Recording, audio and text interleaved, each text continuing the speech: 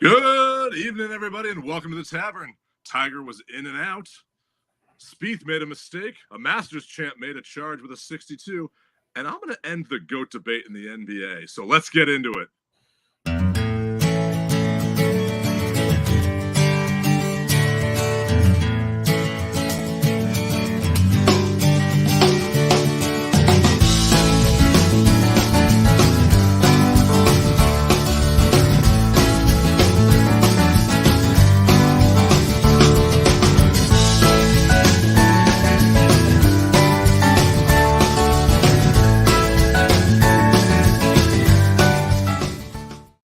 Good evening, everybody, and welcome to the Tavern. I'm going to start off tonight. I'm going to leave these other two guys out of here. I'm not going to bring them in yet. I want to talk about something. I went to the All-Star game this weekend. It was amazing. I saw what Hoosier hospitality was for the millionth time here in Indiana. The All-Star weekend, the All-Star game, the slam dunk contest, the three-point contest. Everything was amazing, except for one thing, a debate that's been plaguing the NBA for a while. Who's the GOAT? I'm going to say MJ is the GOAT. And here's why. Because LeBron James has ruined the All-Star game.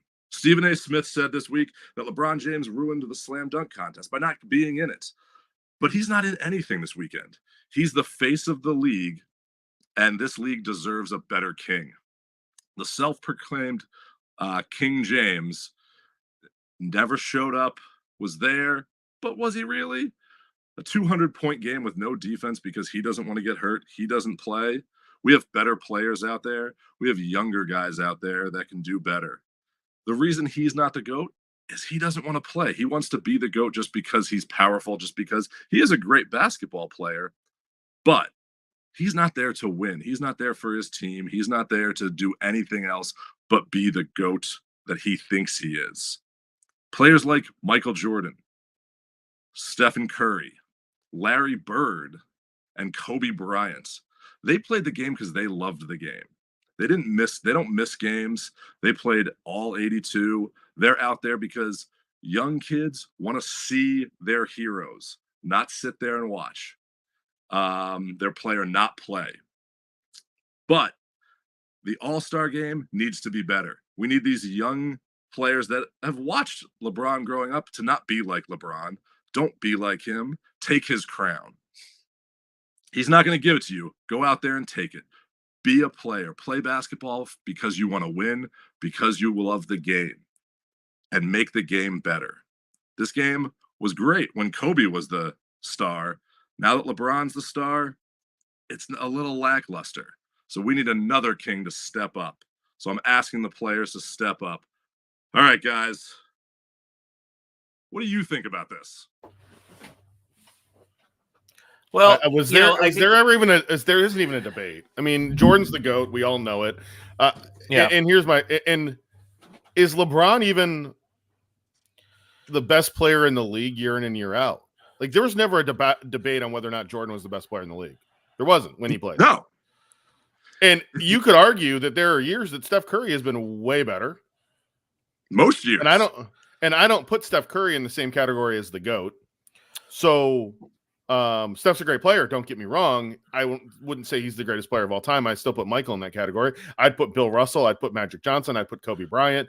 You can put, you could say Kareem at some point was in that argument.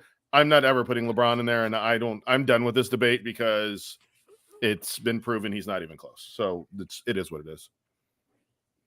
He didn't show up this week. Greg, you had an awesome weekend this weekend, huh? At All-Star weekend. It was fun. I will say the All-Star game was fantastic.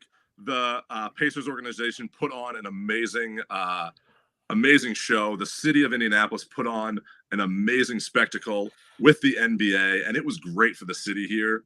It was so much fun to see. As a kid, I've always wanted to see this, and I'm lucky enough for certain reasons that I was able to experience all of this here, and it was awesome. But the one thing that was lacking, the things that I loved as a kid, was a slam dunk contest and the All-Star game, because they were competitive, they were fun.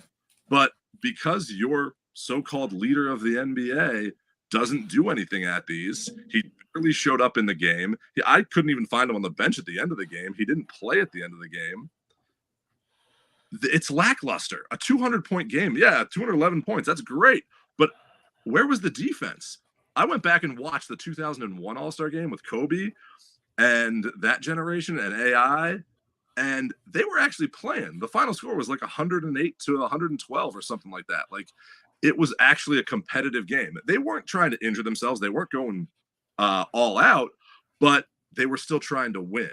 They weren't just trying to run down the court, do layups, shoot half-court shots, like stand around there. Like, it was a great experience, but the game itself was boring. Bring back the MVP game with a 10-point shot. And Greg, understandable. I had our weekend down here in Central Florida was on Saturday and Sunday was a complete rain out. It was like almost like tropical storm that just came through and sat over us like we've never had that before here. Unfortunately, this is one of the biggest weekends in Central Florida. And I was lucky enough to spend Monday afternoon in Daytona at the 500. And if you've never been, Greg, you have the Indy 500 there. That's a spectacle, the greatest spectacle in racing. The Daytona 500 is right up there too as an incredible thing. It's literally one of the coolest things that you could ever do. And if you haven't been to NASCAR and you dog NASCAR, don't. It's just an awesome experience from start to finish. The Thunderbirds, not the Blue Angels, sorry. The Thunderbirds did 4 flybys during the pre-race stuff. And The Rock was out there. We got finally, The Rock says, "Gentlemen, start your engines." So that was pretty cool to have The Rock there. And from start to finish the race, we had a wreck on lap 4, and then everybody kind of played nice for another 90 laps. 190 laps, and then the big one happened at Daytona. And there's always going to be the big one, and the big one finally happened on lap 192. So surprising enough, and I'm going to say this, and if anyone's ever been to the 500, you'll understand this in Daytona. Typically, the car ride back to Orlando being like a 4-hour car ride, I actually made it home in like an hour and a half, which is kind of the biggest surprise. That is impressive. Yeah. So, even without Daytona, that's impressive. Right. So, Steve, you had an amazing weekend. I had an amazing weekend. Dave, this weekend. I didn't do anything. We thought about this. We were like, man, I feel bad for Dave. Dave didn't really have an exciting. I mean, Dave was recovery. His wife was had the flu, just like the rest of the household had, and I laid on the couch and watched golf. Iowa did have some excitement, though. You did have some excitement in Iowa. Caitlin Clark. Caitlin Clark. So, yep. There was at least some excitement out in your state. So, yeah, right, that was on Thursday. We are at the end of the day, we are a golf podcast, so I think we've had enough non-golf topics. So let's move on to first round. Let's go right in. Like I said in the opening, Tiger was in and out. Dave did this. Yes. There's Dave's weekend. So Tiger comes back. I mean, it was the return of the GOAT. Did he? He did, and I will say, like, the end of the day one when his back started spasming and stuff like that, I get that. Like, you're coming back, you hadn't played. There's a lot of people questioning, because you never saw him grabbing at his back or anything. So did his back really spasm, or did he just hit a shank? And let's just say the word and call it what it was. Oh, he said he hit a shank. But here's the other thing. When was the last time Tiger was ever honest with any member of any media about his health? And the next time will be the first. Well, maybe he's turned a new leaf. That's true. But let me ask you this. Leaves Nike and decides to be honest? No, but speaking of the GOAT, like, he's the GOAT, and he's not one that's going to make a mistake like that often. So I'm actually going to believe if it's something else that caused that with him. Right. Now, if Dave says he had back spasms and that's what caused him to shank, we're like, no, what was the other 5 shanks you did before that? Right. Yeah. But here's the thing. No, Bradley, it was the In-N-Out burger that he had on the course on that he Wednesday had in to the have Pro-Am. special made. We've had the pickles. So here's the thing. If you go back to the start of 2021 and you look at the events that Tiger has played in and where he's finished, 47th, withdrew, miscut, T45, withdraw, 18th in a field of 20, and a WD. The question on the table is Tiger done?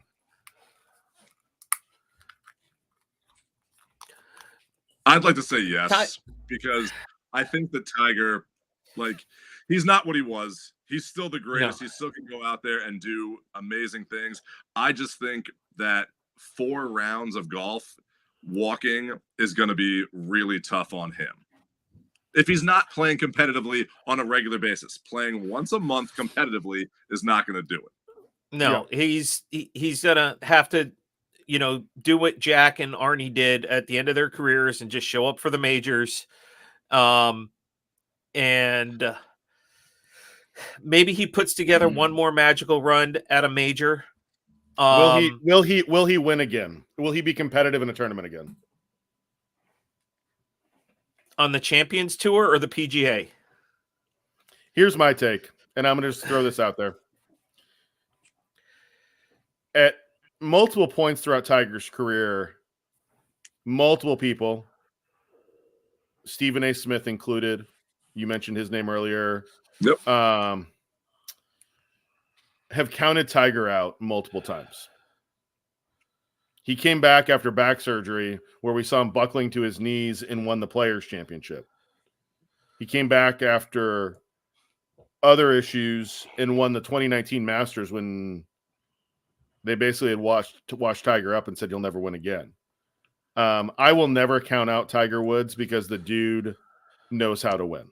So, and at some point, do I think Tiger can win? Now, I'm going to say this. It might be the Hero World Challenge that he wins. But Steve, I'm going to say your point is exactly correct, because to what I was saying about LeBron James not being the GOAT, this is why Tiger is the GOAT. This is what makes the GOAT is you go out there and you win no matter what. If you're feeling sick and you're feeling something out there, you're go unless you physically can't. Like his back was hurting and he was out there. He was going to play through that back spasms. I really think the In-N-Out burger, and for anyone who's had like food poisoning or anything like that and gotten sick like that, you ain't going. Like that's take you down. All I could think of, and I'm gonna say this, I just kept thinking of the flu game with MJ against the Jazz. Exactly. Which funny enough, if you watch The Last Dance, that actually turned out to be they said that was food poisoning and not the flu. Right. Yeah. So it's and that's why MJ's the GOAT. He doesn't sit out of games. He plays that. And that's why Tiger's the GOAT. So do I think Tiger's done? Yeah, I think we've seen the best of Tiger, but I do agree we could see a miracle run by Tiger because that's what a GOAT will do. Right. Yeah. Tiger is still the needle when it comes to golf. He shows up at a tournament and everybody shows up at a tournament. Right. Does he have a top 15 in him this year for the Masters? Probably not. But will the action be on that? Yeah, because he's still Tiger. Here's Phil, who has his 2 top 10s in his entire time on Live with 48 other players, and now it's 54 other players. The problem that I have is that Phil had a top 5. 100% agree, Scott. Yeah. Phil past champions at Augusta have figured out how to play that golf course and they can play it in their sleep. Jack and Freddie were competitive for how long into their 50s and 60s? Yep. So do I think am I ever gonna Freddie was still competitive 2 years ago. Correct. Yeah. So am I gonna count Tiger out at Augusta National Golf Club? Never. No. Never. I'd still think Nick Faldo could compete at Augusta National given the opportunity. Because he's the past champion.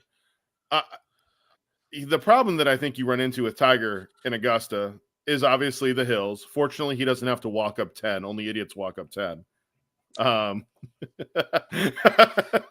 we've talked about that a million times on here. That is a hell of a walk. Right? Yeah, but But you know what? I think that when you look at what Tiger has in his tank in the competitive juices, I do think if Tiger gets into contention and plays great, I think you're going to see, again, it's a lot easier for someone to lose a golf tournament for you to win, which is what happened in 2019 with some really bad shots starting on 12 by the leaders. So it's a lot easier for someone to lose a golf tournament, especially with Tiger's name on that leaderboard, because while they don't fear him, they still respect him, and they know that he's probably not going to make a mistake on Sunday wearing Sunday red. There was a shameless plug for his clothing line. Here's the thing. I do think, Steve, that they still can fear him, because I think if you looked up at the leaderboard and you saw Tiger there, even in the Tiger of today, I'm still going to think in the back of my mind, he's still Tiger Woods. Correct. Really quick on the comments. Hey, Scott, actually, Nick is an investor in Squares. He came in and invested right away. So Nick is there to stay. And so there are other players that are now a thing of the past, but Nick is still a member of the and will be a member of the Squares team because he's an investor.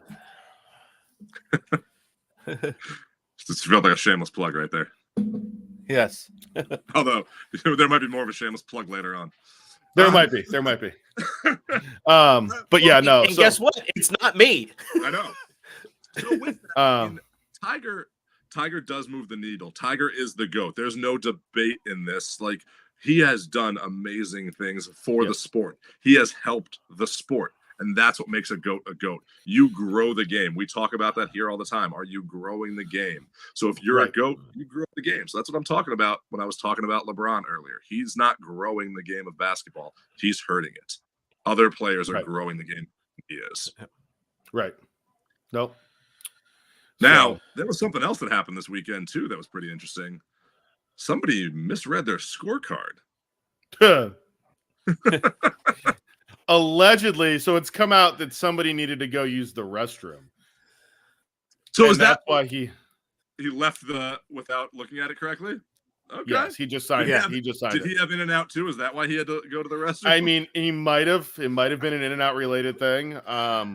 But yeah, no, that's what's come out is that somebody had to go to the restroom, and there's no restroom in the scoring tent. That's kind of funny. Like, there will be. Yeah, I mean, if you can't leave the scoring tent, because that's when it's official. Like that's the rule. They did a good job of explaining that the next day on CBS. They did a great job. They had the rules official there explaining how it goes, and the fact that hey, they don't want to DQ people for it, but that's what the rule is. And even Jordan himself said, "You know what? I messed up. I did this. This is on me, not on anybody else. The score was written down wrong. I signed saying I'm gonna just say this. I don't think golf has changed a lot of rules, and I think for the better because of the fact that there has been technology has come a long way from when rules were written. And I'm okay with the TV thing and yada yada yada. I don't believe this is a rule that needs to be changed. 100% agree.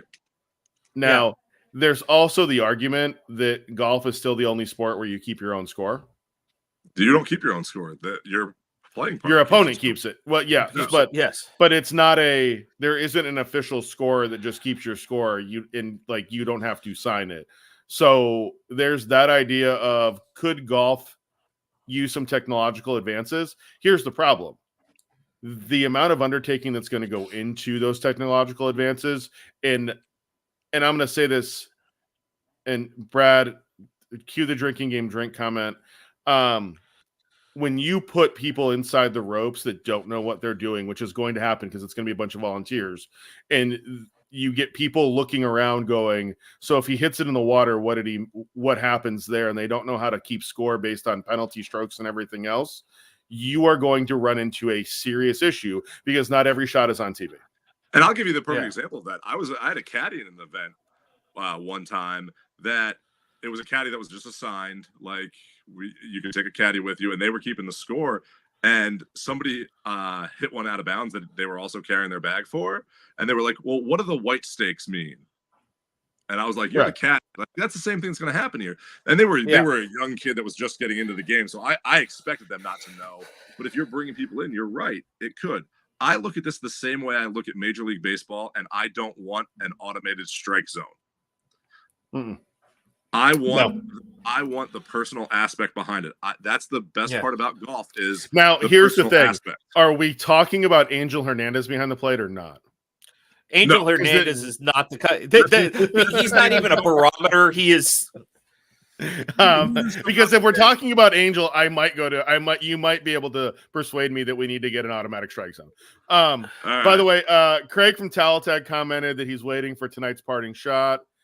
Craig, the parting shot is just remember, I saw the lights on the Goodyear blimp. That's all I'm gonna say. So I'm gonna leave it at that. All right, Steve, you want to get into your smack of the week? Yeah, we can do smack of the week now. Let's roll with that. Do you want to do that, or do we want to do the other thing we talked about, Greg, ahead of time? The shameless plug. The shameless plug. Let's do smack of the week, and then you can do your let's save this shameless plug till the end. Till later on. We can do that. All right, here we go. All right.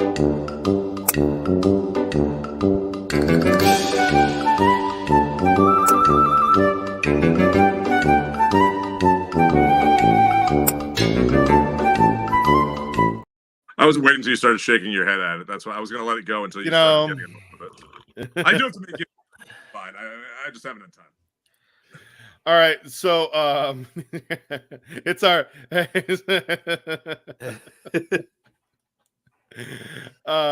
the people what they want. I worked very hard at that, Scott. There was a line in Caddyshack.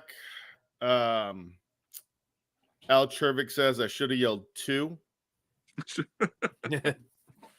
Talk about this. What are the odds? I mean, we know the odds of a hole-in-one, but the odds of this happening, they have to be greater than a hole-in-one odds. Maybe greater than an albatross odds. I mean, I can't believe this guy pulled this off. It really is amazing.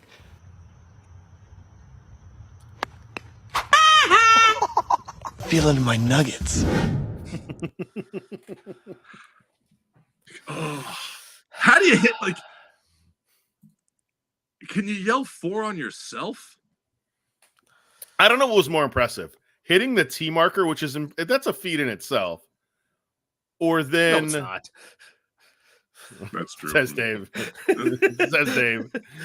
But then having it come back and ricochet you square in the cubes. I mean, come on. Let's just talk about that. Well, even I've never done that. The best part about that is he's almost posing like he hit a good shot there. Right. Like he thought it went down the fairway and he caught something else. Yeah. Well, let's move on. Skill. Bradley says skill. Yeah, sure, Brad. Okay. All right, Steve. All let's do this with it.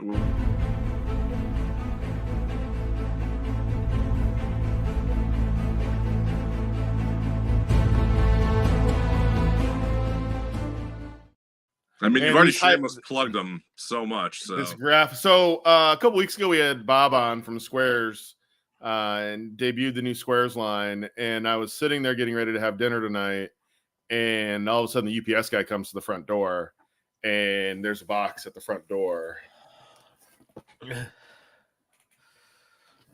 And these are. It's a box of socks, in case anyone wants to know. There's a running joke with Bob and I about socks, and that he sends me all the socks. So these are the new Squares shoes that are designed for speed. Which you don't Steve's have. gonna run. Steve's gonna run real fast on the golf course. The Velos. These are the Velos. His 100 time just went from 1:05 to 1:04. That you're right. That's exactly. I'm just imagining Dan Patrick running the 40 at the combine. So really excited. I'm gonna need to probably next week I'll get these out. I got a busy weekend this weekend, but next weekend I might be able to get these on the golf course next week. So I am. You know what I will say? I wear my bolds. I wear one blue lace and one white lace because I can't decide if I want to be bold or bolder, and these only come with the white laces. So I wish they had the black laces too, so I could go with that. You got a nice pair of golf shoes, and now you're complaining about this. I mean, come on, man. It's my new look. Okay. Wow. Yeah. All right. Well, now let's get into the meat and potatoes of the show. I want to be here, right?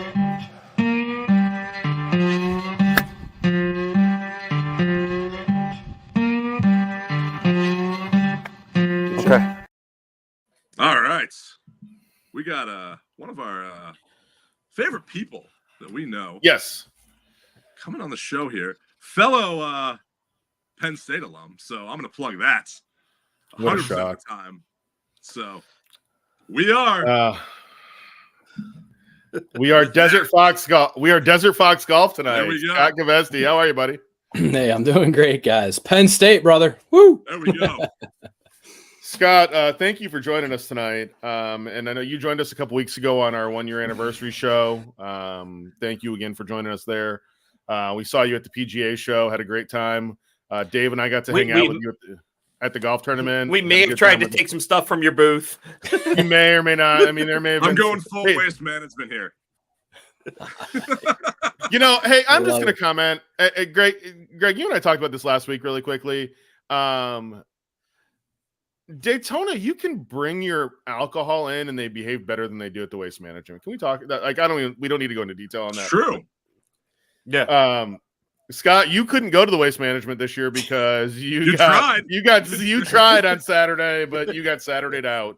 That was insane. Like when you're pulling into the parking lot and the bus is coming in and they're like, the golf course is closed. You want to talk about pausing for a moment? They're like, and then you start hearing the various like reasons why. The golf course is at capacity. Okay. Interesting. Okay, I'll buy that one. Okay, that's good. Oh, there's a situation. Oh, okay, that sounds good. Situation. Anyways, yeah, I spent the afternoon hanging out at Putting World and made sure that the bar was stable. You know, because I heard that it might have been a little loose, and taking care of some long drink beverages maybe along the way. So Scott, I got to ask you: when they said the course was closed, was your first reaction, "I know, I'm not here to play"? No, actually, I'm not that savvy. I don't think well on my feet, Greg. So my bad on that one. All right. It's Scott, the guy that shows up at the Masters with his clubs. That's what I was going with. for the practice round. Scott, I do want to ask. There's been a rumor floating around out there about tickets next year being $550 for single day tickets. Is that what is that rumor? Are you guys hearing a lot of that out there, or what's the deal on that? Yeah, there's tons of that stuff popping around. I will be able to probably get to the bottom of whether that's rumor or false. Know a lot of the people involved in the events and stuff like that. So haven't taken the time to actually dive into it. Okay. They're in major course correction mode right now, and like most things, I have to assume it's a pendulum, right? So they're gonna swing way far the other direction. Yeah.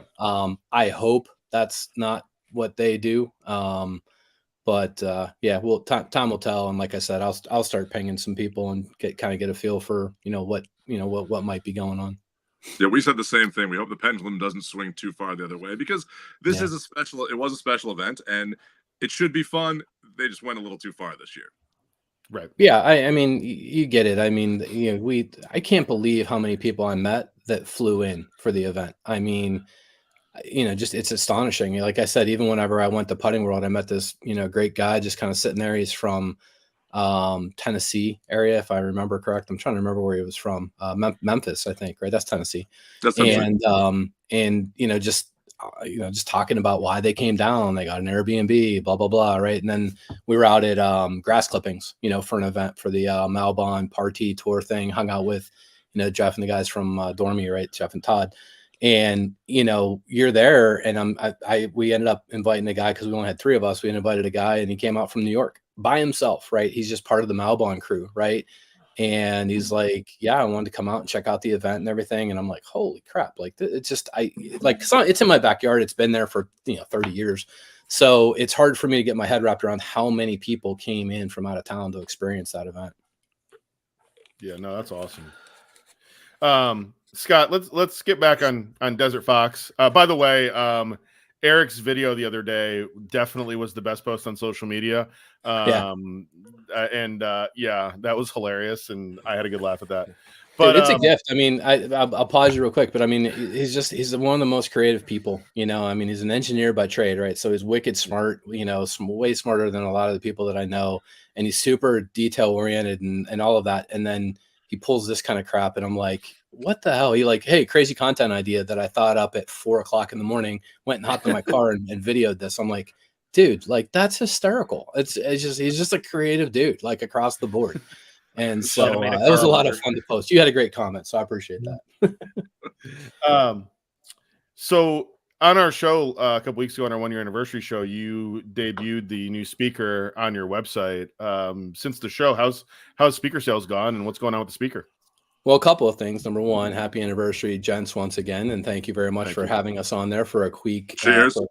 Thank you for a quick, intro. But that's this puppy right here, right? Desert Fox Golf DJ10. There's the custom logo version of it. There's the custom logo version. Kudos to the guys that are on here listening. We got it as soon as I announced it, talked about it.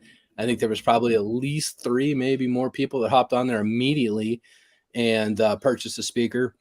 I can't tell you how much that means to a small business, to somebody like me, that people, they actually vote with their wallet. That's the biggest compliment that I think, you can get paid as a small business. That's why we're doing this. We're trying to get things done. And I think what the deal was, right? 50% off for the first 50 orders. And you just never know how this stuff is going to go, right? And we sold out in 24 hours. We were super stoked. Wow, congrats. Thank you very much. It was exciting. I mean, like I said, you just never know how this stuff is going to go. It could have been a complete, fall on your face type of a moment. We're Desert Fox Golf. We're not Bose. We're not Klipsch. We're not JBL. And we know our position in the market. And we appreciate the support and people willing to give it a try. I will tell you, having used the speaker, 1, it sounds amazing. 2, it's very durable. I appreciate you doing the drop test. That was mighty fun. We were literally, Dave and I were in one car. Steve was in the other one. And Dave and I looked back, and Steve's like scrambling. We hear a crash, and we're scrambling on the ground and picking up pieces. But it went right back together and still worked. So it's durable. It's terrible. I was gonna listen. I'll make fun of myself because I knew it was coming, so I'll just make fun of it because you guys were gonna do it. Yeah. He found that charge cord the hard way. That's awesome. I love you guys. Really, I do.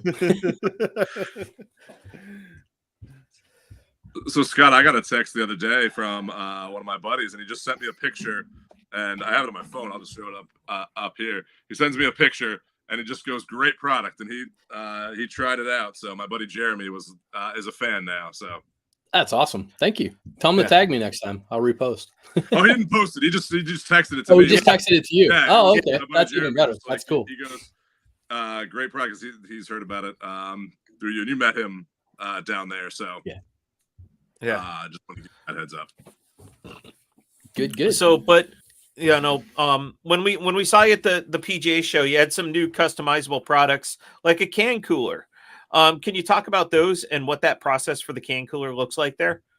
Yeah, and I have a little show and tell action for you as well. So, I mean, obviously, this is kind of a cool thing, right? So this is a little bit. Hey, hold on. In the drinking game, can we just say drink to this as he's showing Pebble Beach? I mean, if that's not like the ultimate mic drop, I don't know what is.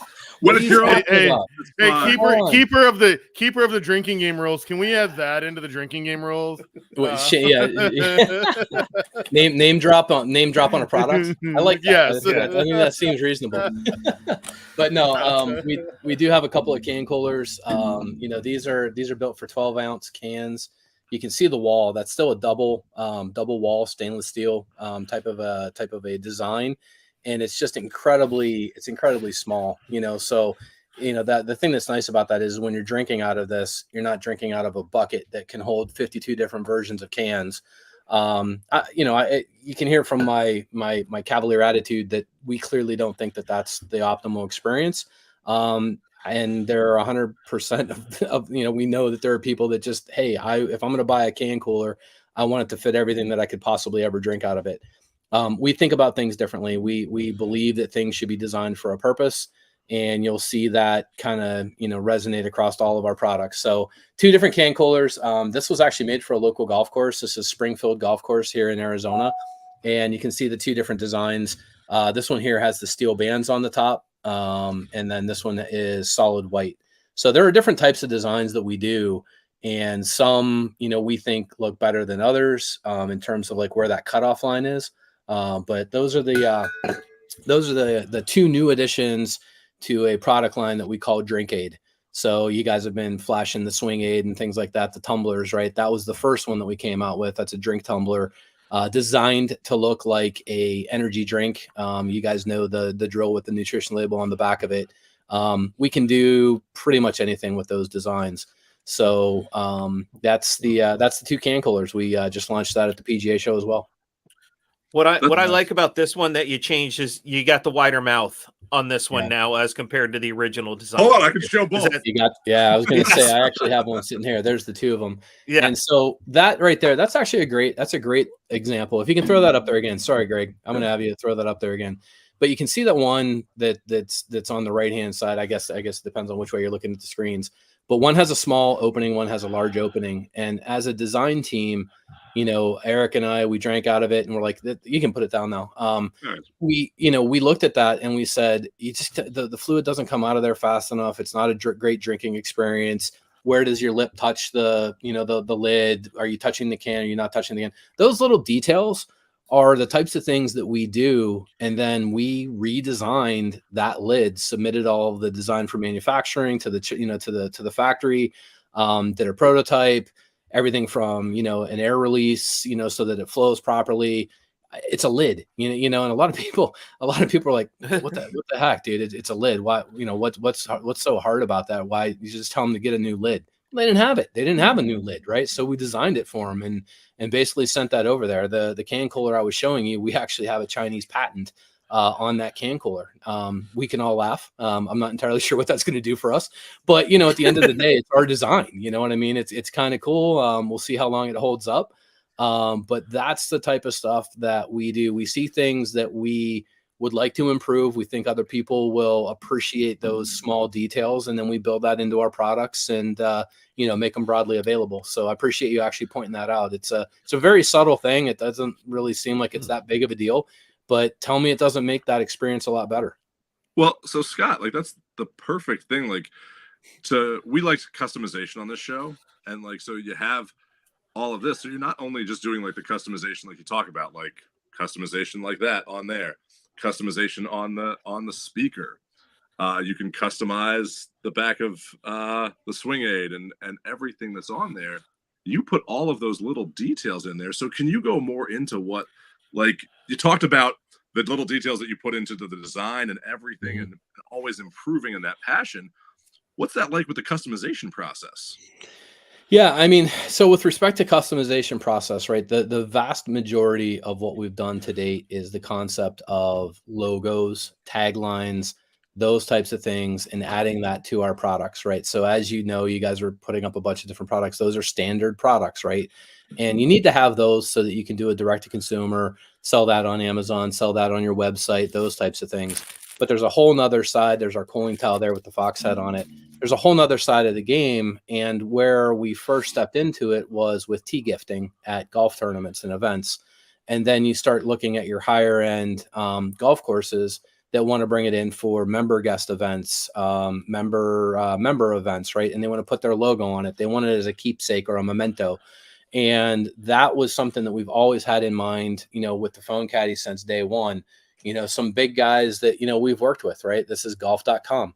So designed and built a custom, logo phone caddy that we sold on their store for years. Most recently, Arizona is, the 48th state. We worked with a company called State 48, and we did a collaboration to design that specific logo and then launch it and make that product available for people. We'll do a lot more of that, on the consumer side. I think, looking forward into future years, the idea of drops and those types of things. But where it's really compelling is in that event space, in that corporate promotion space. I know there's a ton of other, companies that you have on here that also do customization, and that's what we do. Thank you, Brad. Appreciate that. And that was probably a tee it up branded phone caddy, if I remember correctly, right? We did a branding on that. So it helps people promote their company, their product, their event, whatever it is. But at the same time, it obviously helps us with a different sales channel. So the whole customization process, I don't know if we're at that stage of the conversation or not, but it's very straightforward. If you go to desertfoxgolf.com, we have a customization tab at the top of it. and you'll see a bunch of different examples of the custom products that we've done, some of the examples of the different designs that we have. And we work hand in hand. We're not sophisticated enough technologically to allow you to do it online. We will get to that point where we've been looking at that for quite some time, where you'd be able to upload a logo, see what the end result looks like, and then order it straight away. There's some, people out there that do that for golf balls, for example, and others. We will absolutely get to that point, but to make it as easy as possible, we believe in talking to a human being. So on the other end of that website, we have somebody that picks up the phone and talks to you. We have an email that somebody can reach out and talk to you. It's super simple. It's, hey, I'm interested in 100 units for, a golf tournament that I'm running. Hey, I'm interested in, 10 units, 8 units, because I'm doing a guy's buddies trip and I want to memorialize it. Hey, I'm doing an event. It's it's a women's tournament for the women's league that I play in, and I want to do some tee gifts. We don't have any minimum orders. It's all volume-based pricing. So it's the classic, the more you buy, the better the price you're going to get. But it's a simple process. You contact us via email or via cell phone, or excuse me. Well, I guess everybody has a cell phone. I don't know why I went there, but via telephone. On your landline, use the rotary dial, please. But anyways, you contact us via phone or email. Let us know what you're interested in, and then it's an exchange of the logo. We provide the digital proof to say this is what your product's going to look like. Once you feel good about what the final mix is, we put the invoice in, you make a payment, and it goes into production. So Scott, let's say I wanted to put something together, like a podcast or something, and I don't have a logo yet, but I'm doing some kind of promotional stuff for it. Do you guys help with that at all in the process with the design? Yeah, and I want to be very cautious here on how I answer this one. The answer is help, assist. Yeah. We do that. What we don't do is logo design, right, from scratch. So it's a nuance, right? But some logos you can do very quickly. Others we get stuck. We are not graphics design artists. We are not insanely creative. Hey, I have this idea of, it's gonna be a tiger, and it's Sunday and it's red, and I don't exactly know what I want, but if you can kind of put that stuff together and create an entire brand for me, that would be really cool. That's not us. Okay. Yeah, go ahead, fire away. I feel like you just went through their whole design process. I have no idea what you're talking about. But yes, if you have, a fox head, if you have even a decent picture, that we can start from, we usually can get that stuff done. And we are there along the way, the creative element as we go down the path. These guys here, these tumblers that we do, right, and the logos and all the stuff that you put in here, we do help, with that, right? Because there's a lot of, after you've done it a couple of times, you kind of know, hey, I can go onto a website, I can look up a company, I can see the corporate mission, values, key tenets of a company, and I can look at that stuff and build that into a design pretty quickly. And then once you see that, it's like, ooh, I really like that, but can you tweak this word, or you can change this item? That's kind of the design process, And then the other thing we get a lot of is, hey, I have my logo, but can you add some text underneath it? Guys Trip 2024. Absolutely. Those types of things are very easy for us. And so hopefully that's a pretty simple answer to what you're asking. And I'm just going to throw it in here now. We also keep our setup fees insanely low. If you look out into the marketplace, it's a $30 setup fee for a custom logo. And we keep that the same across the board, whether you make a small change, a custom change, a large change. We try to make ourselves incredibly easy to work with. So it's pretty inexpensive to do a custom. But you asked earlier about, hey, if I just want to do one of these types of things, or what, what's that process? It just comes down to dollars and cents. Hey, Scott, Hayden wants to know, you said the minimum order. Do you have a maximum order? I do not have a maximum order. And, Hayden, but they haven't met the criteria yet. Hold on a second. Where's my phone? Hold on. What's Hayden planning? I texted him to make sure the question was valid first. I will tell you that. Scott, I know we talked about tournament gifting. We've talked about minimums and maximums, but let's just say that I'm going to say this way because you know the story. The Orlando golfer's girlfriend decides that she wants to order him one for Christmas, even after he already got one.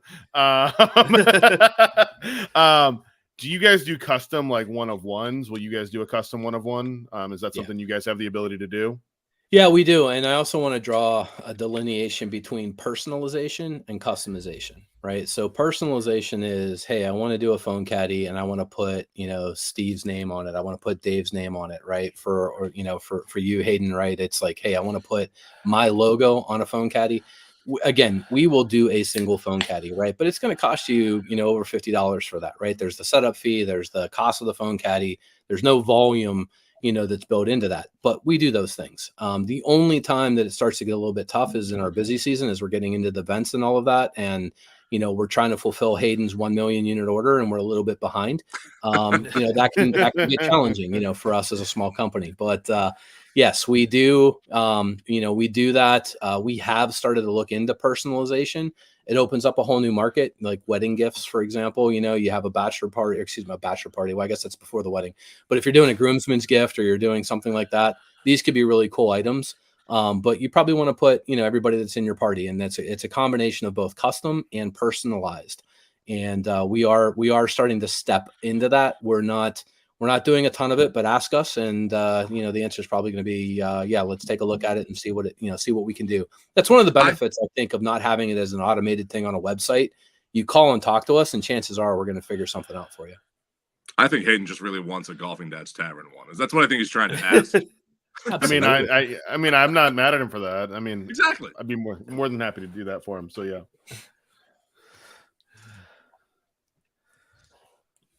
But my turn.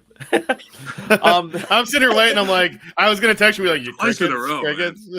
Yeah, I know. Hey, your custom orders. How long does it take to get something shipped out versus just ordering something from stock? Yeah, vast majority of what we do, we actually warehouse out of our location in Mesa. So most things are about a 2-week production time. And then we always quote 1 week for standard ground shipping anywhere in the continental US. So that's a rough timeline. And there's always ways to accelerate that. Hey, I want to pay for an expedited production fee. Okay, fine. We can bump you up in the queue. 2-day express shipping, overnight. With dollars, you can solve a lot of those types of problems. But the biggest thing to walk away from is all of the physical good product is sitting in Arizona. So it's not like we're waiting for something to come from overseas in order to get to us. Everything that we have that I've shown you tonight is located in Arizona. We do all of the customization. Some people call it the decoration. We do all of that stuff in-house in Arizona. So speaking of like all the stuff you do in-house, like what can be customized on, like we've shown like obviously on phone caddy here, but you have a lot of cool stuff that can really be customized more than most things. Yeah, and I'll start with this actually. So this is super cool, right? So this is a custom gift box. Can you see what that is? Yeah, there you go. Nicely done. We're at least paying attention, right? Well, it's going to get worse because once you have the custom gift box and you look inside, guess what it is? It's all Pebble Beach, right? So custom swing aid, custom can cooler, custom phone caddy, all boxed up for you in a single, custom gift box. So yes, we do all of our core products can be customized. The only one that we don't customize. Well, Scott, you've added a new category to the drinking game. So there you go. See, that's my problem. I'm drinking water tonight, and that's probably why I'm way off my game. Got to abide by your own rules, right? That's why. I mean, at least your Wi-Fi has stayed connected tonight. We'll say that. That's why. This guy right here is the only thing that we haven't customized yet, but we're in some conversations with some people that would be very interested in that. For those of you that have no idea what the hell that is, I know what it is. I know what it is. It is a cigar holder. Drink. So basically, boom, you put your cigar in there, and you're good to go. And of course, what that does is it basically goes in the bottom of a phone caddy. So you just slide that in there like that, and you have a phone holder and a cigar holder all in one. So that's probably the only thing that we don't customize. This right here is a microfiber bag, right? So 2 logos on each side of the bag. We customize those. And then, of course, are we ready? We need another beverage, I think. It's probably about time. and you have to do it twice because we do the box Yeah. too. So, so yeah, we can customize pretty much any of the products that we have. Cheers. Any of the products that we have, it's part of our tenant, really. I mean, we design, as I've talked to you earlier, all of our products from the ground up.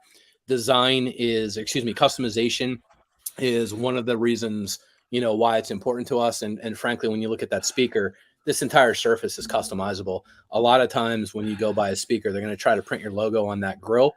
It takes away all of the fidelity of the logo. So one of the very first things that we did with this was, hey, let's build something good for, all of the promotional companies out there, the T-gifts, the events, all of that stuff that we talk about. That's one of the reasons why we built that speaker.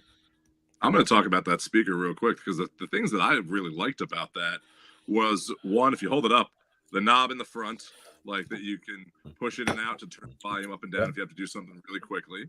But what I always am fumbling for with like the speakers that I've had in the past, battery full. Parent. in the past is open up the bottom of that thing. Oh, it's right here. This is the best feature, is I forget to charge it. The cord is part of this. It is hidden in there, and you can plug it in. And in most golf carts today, that USB plug is there. So if I forget to charge it, there's no worries. My speaker's still good to go for the whole round. And I think that's the best feature on that whole thing. Thank you. Yeah, it's again, we say things are built by golfers for golfers. I'm clearly, an avid golfer, and I own other speakers, right? I've owned other speakers, and you look at things, and it's a design modification, because I just don't remember to throw a USB cord in my bag. It's not what's top of mind for me. I used the speaker in the last round. I forgot to bring it in and charge it, right? It has so many times it's happened to me. And so as a company that can, take a look at those things and design those problems out of products, that's what we do. That's what we try to do. We try to make something that, it's a small detail. Well, I have a USB cord. I can plug it in. Well, sure. Yeah. I do too. Right. And tell me how many times you forget it or you don't have it with you, and then your speaker's toast for the rest of the round. So that's why it's there. It's the same reason why we invented a phone caddy. I got tired of, throwing mine in a cubby. I'm spending $1,000 on a phone. It's getting all scratched up or dinged around. I'm like, this is dumb. Like, there should be a better solution. And, that's the type of stuff that we design. Awesome. So before we let you go, I'm going to ask this question. You guys have had, you've shown the Pebble Beach products. What's the coolest custom job you've done, if you can share that? It's right here. It's that one right there. I mean, there's that. Talk about from the grounds up, right? I mean, that's about as grounds up as it gets, guys. For sure. I've been thinking about what the coolest design is, and it's so hard to it's wild, because even like whenever I'm doing a show or I'm doing marketing, right, I go back and I'm trying to pick that logo out. There's certain things that pop out for me. I'm a Pittsburgh guy. I think you guys know that, Penn State and all of that stuff. We did an event for the Pittsburgh Penguins. So to do something at that level, it just kind of hits a little differently, when you do some things at that level. So that was incredibly cool.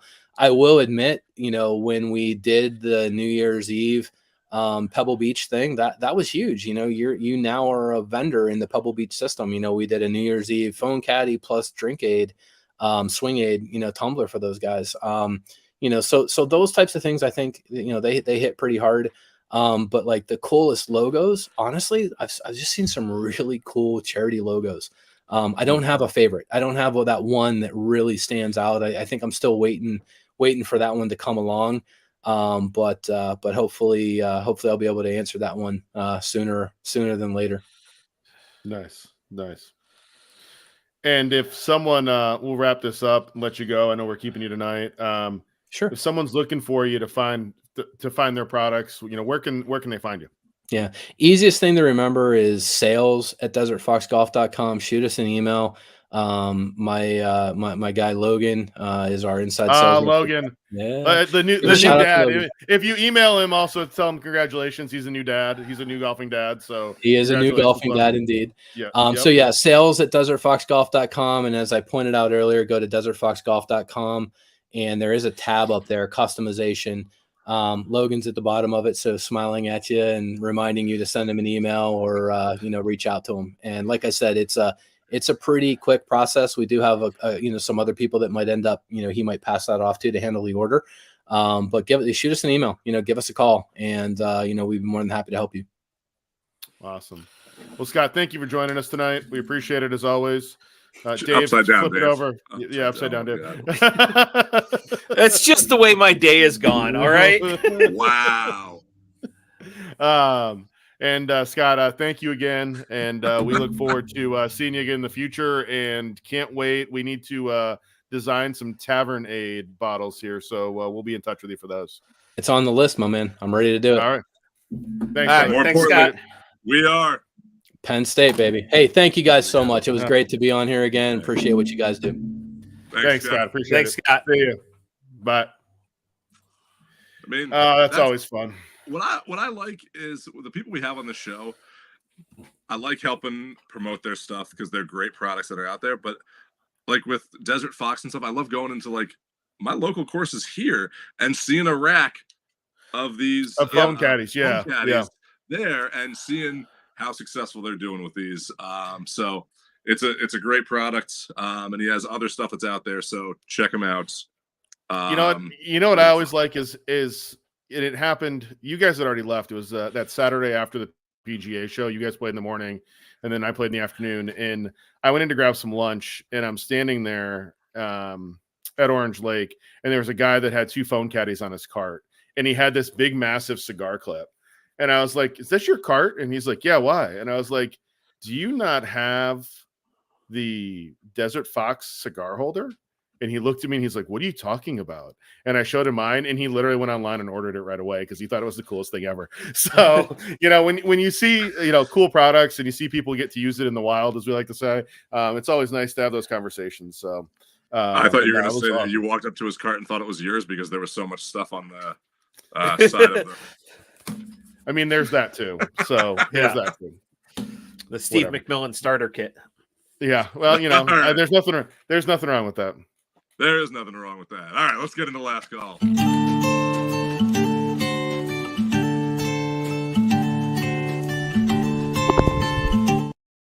All right, like I said before, former Masters champion made a run this week. I'm going to say this, and I want to start not with just a this. run. He tied the course record. No, he was one shot off the course record. One shot off. One shot off. He needed to birdie the last and just missed it. Yeah. Which is held by somebody from Pennsylvania, Ted Treba. Oh, wow. A guy whose hair Ted, my hair never moves. Treba. I mean, that same Yes. Ted Treba. He lives down here in Orlando now, and I see him every once in a while. You can see him at the 535 Ale House. Not that I've been there and seen him there, but yeah, I've seen him there. So here's my take, and everyone talks about live and the shotgun start and this, that, and the other. I'm just going to point out that Hideki proved my point, and that is, what if a player gets hot and then needs to? Now, he didn't need to birdie the last, obviously, because everybody kind of fell apart on Sunday. But the first hole at the Why Riv. did do this before? I mean, there's that, yeah. I was playing with this, and I'm like, I don't know why I didn't put that in there for. Hideki went out and wouldn't have been in one of the last 2 groups in the live event that goes off the first hole. He would have gone off 2. He would have finished on 1. In the first hole at Riviera, played 186 under par for the week in a limited field event.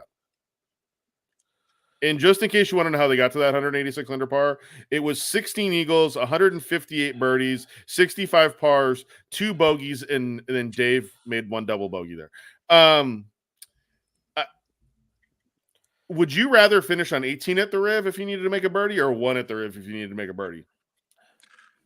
So, I mean, in his case, he probably would have broken the course record if he finished on 1. Correct. Yeah. Because he would have made a birdie. But Or eagle. But here's my problem with about where you finish. It's about that everyone's playing it in the same order. Right. So it's watching people come in, watching that group finish, not everyone finish at the same time, because here's the thing. And you wouldn't have had the amazing picture of Hideki's caddy sitting on the elevated putting green looking down at the 18th green, just waiting for everybody to finish, because that picture was great.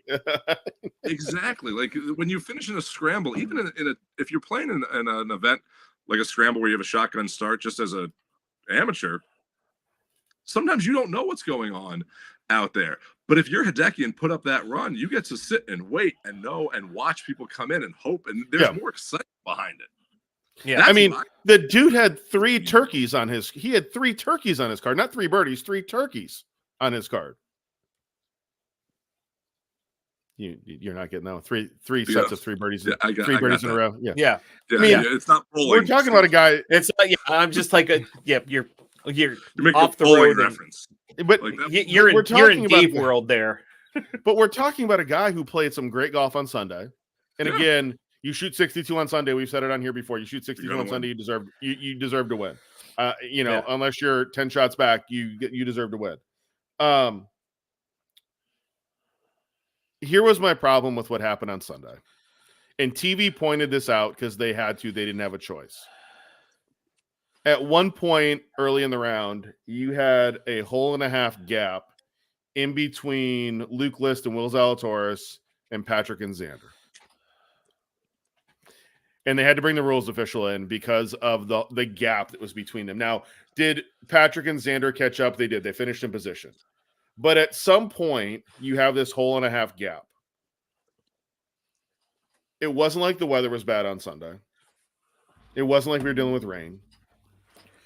At some point, when does the PGA Tour say enough is enough? Because to me, and I'm going to say this, the gap in the slow play from them, it's the never-ending story that is going to continue to be a problem going forward.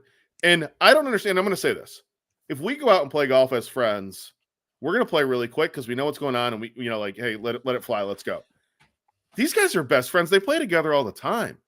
How are they playing slow? It's not like they're out of their comfort zone. We're not playing for millions of dollars. That's what they do, though. I mean, let me ask you this, and Dave answered this as well.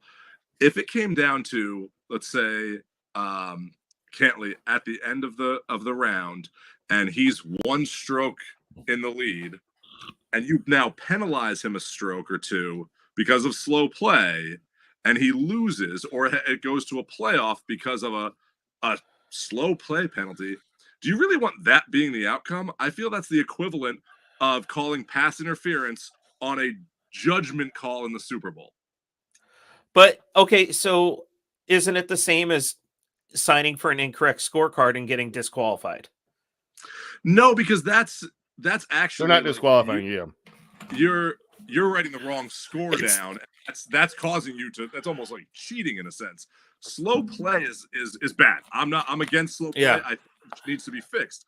But do I want it to affect the outcome? Here's my problem. Because you're taking a little extra time.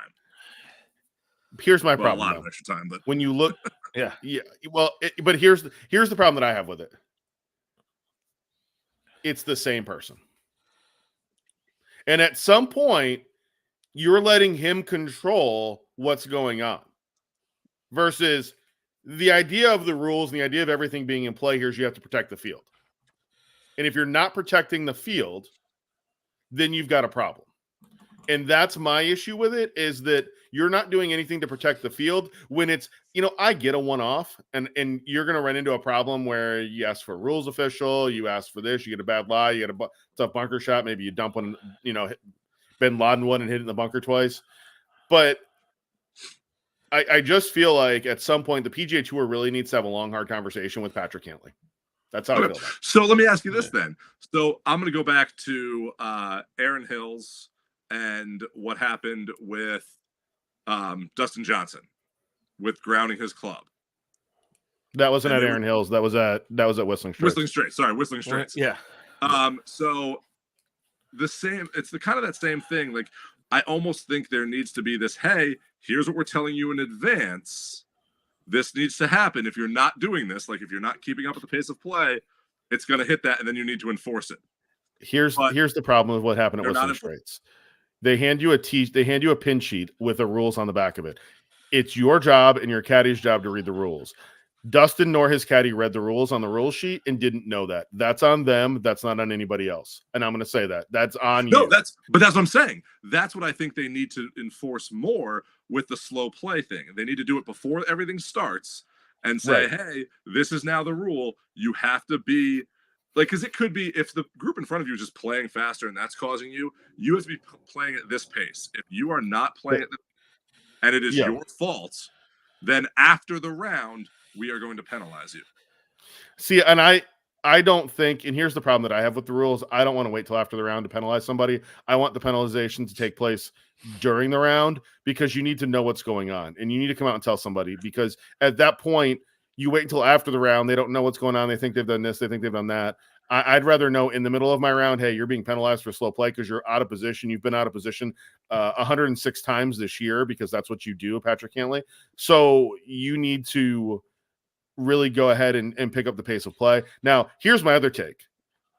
I want to know how typically guys, when they get paired with their buddies on the tour, they typically play great rounds of golf. Neither of them played a great round of golf playing together on Sunday, which was very surprising to me. No, they ended up in a lot of the rough. Yeah. Yeah. We have our bad days, and that's what it is. But they do need to do something about it. But here's at the end of the day, I don't want it to be a drastic thing that's there, because you are playing for a lot of money, but something does need to be done. And if it's the same people that are doing it all the time, that's my problem. I don't want you to single them out, but you need to single them out. Right. So. Well, and here's the problem. The media has singled them out for you if you're the tour. And every one of us sitting here doing a podcast and every one of us on social media, the media has done everything they can to single this out. And at some point, you just go ahead and just do what you do. Yeah. And you have to do something.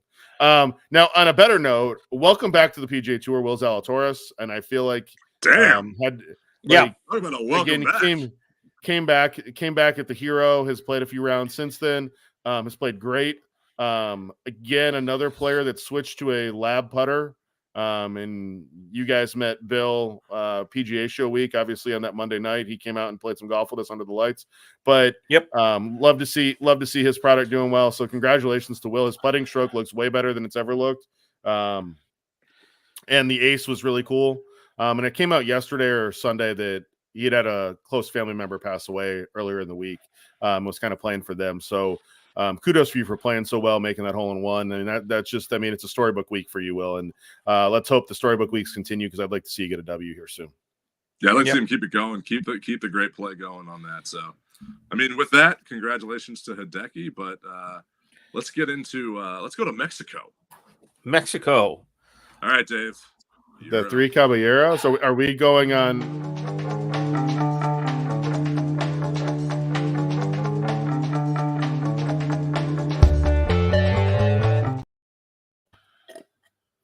Are we going on a boat ride with a margarita in Mexico at Epcot? What are we doing? Oh, I so miss being able to go on that boat ride with a margarita. So let's talk about this. We talked about the Canadian Open having the ice rink, the boards. That's what they need. A little boat ride in at this Open that you can get from hole to hole, through the water there. Imagine that. Imagine being able to just sit on a boat and watching a golf tournament. There's a tequila stand on, in between the 9th and the 10th. I'm going to put this up here. Our buddy today. Well, not that one. That's Scott again. Welcome back, Scott. I didn't even know. Lee lipped out a hole 6 at PI today. Only counts in horseshoes and hand grenades. Yep, that's it. It's all it counts. That is a bad beat. That's that. I wish we were drinking for you to have the hole in one, Lee. But yeah.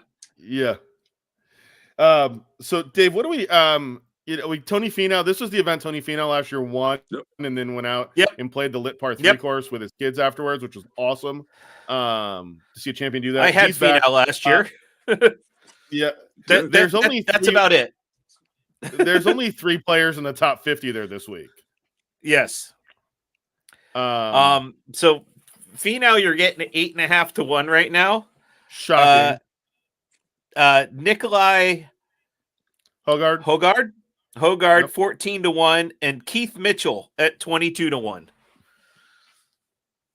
So, and then Emilio Grillo at 25, and Thomas Dietrich at 25. Okay. So, after Where are we last week. Yep. So you and Steve both finished in the top 15 or in the top 30, and I finished in the top 15.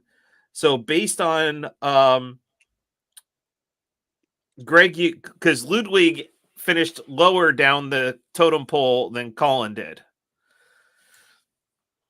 Is that what he finished? 19th? Yeah. Okay. What Colin So finished? you also, What Colin I think they both finished 19th. But Greg, you have the least amount of points out of anybody, so you get the first pick. All right. And then Steve, and then me. All right. Wow, that's Dave's in first place. Yes. And with this field, I want to say, I want to see Finau go back to back, but I don't see it happening.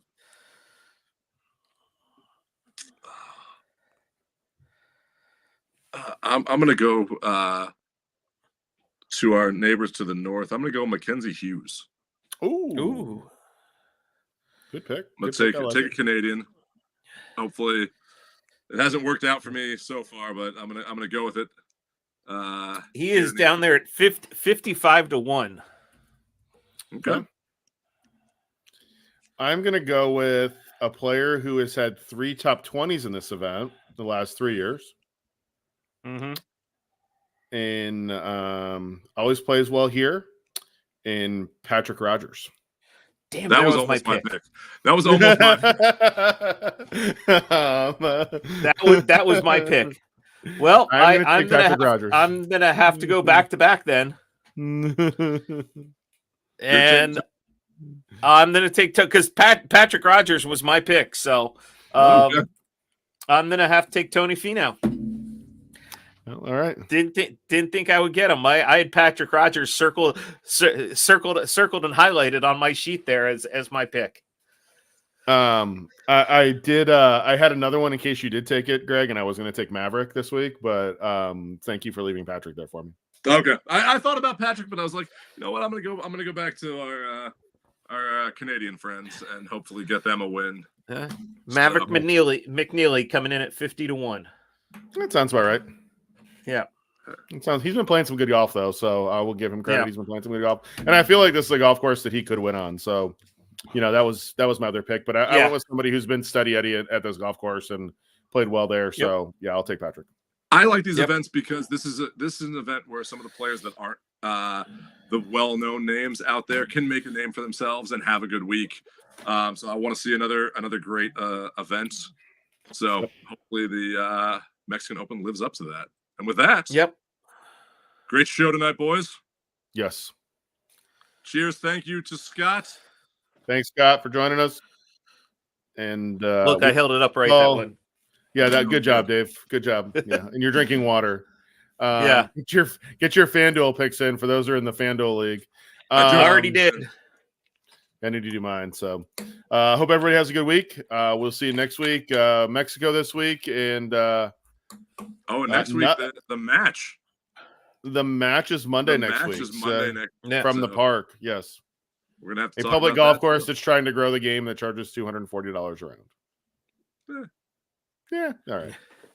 I like the setup though. I like that we're I do LPGA PGA. So and I think they're doing skins, and I think it's going to be good. So all right. I hope everybody has a good week. We'll see you guys. Cheers. Really fortunate, man. Having an opportunity to build something that's it's